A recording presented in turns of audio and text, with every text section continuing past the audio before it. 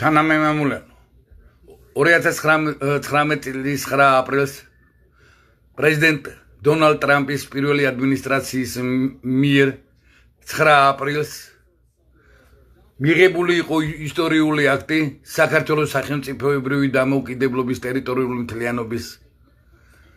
მხარდასაჭერი რომელსაც უგულველყოფს მოღალატეობრივი კოლაბორანტი გაერთიანებული ოპოზიცია და მოღალატეობრივი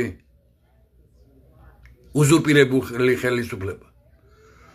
2019 წლის 9 აპრილის აქტით აფხაზეთი და სამაშაბლო არის განუყოფელი ნაწილი ქართული სახელმწიფოებრიობისა ტერიტორიული მთლიანობისა და საერთაშორისო სამართლით რუსეთის საოკუპაციო ჯარები გამოცხადებულია იურიდიული ძალის არ მქონეთ აფხაზეთსა და სამაშაბლოში. ამიტომ ჩვენ საზოგადოებრივი პოლიტიკური მოძრაობა იბერიელნი ახალი გზა ახალი სიცოცხლისათვის საკოორდინაციო საბჭო ვიღებთ გადაწყვეტილებას მიმართოთ პრეზიდენტ ტრამპის ახალ ადმინისტრაციას დავიწყოთ მოლაპარაკებები და მოღალატეობრივი არაფრის მომცემი ჟენევის ფორმატი ჩანაცვლებული იყოს ახალი ფორმატი რომელიც იქნება უმაღლეს დონის გაერთიანებული ერების ასამბლეას წარმომადგენლობის ამერიკის შეერთებული შტატების რუსეთის ფედერაციის და საქართველოს ეროვნულ გამანთავისუფლებელი მოძრაობა რომელიც არის მართველი ძალა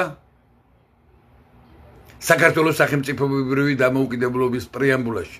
და დაიწყოს მოლაპარაკებები უმაღლეს დონეზე სრული დეოკუპაცია აფხაზეთისა და სამაშაბლოს და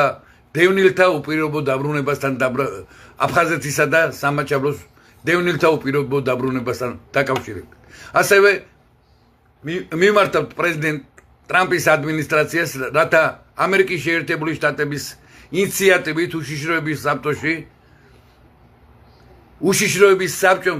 აამოქმედოს მეშვიდე მუხლი და აფხაზეთსა და სამაშაბლოში დაიწყოს გაერთიანებული ერების სამშვიდობო ჯარების შემოყვანა, რათა გაკეთდეს დერეფანი და დაიწყოს აფხაზთა და სამაშაბლოს დევნილთა უპირობო დაბრუნება.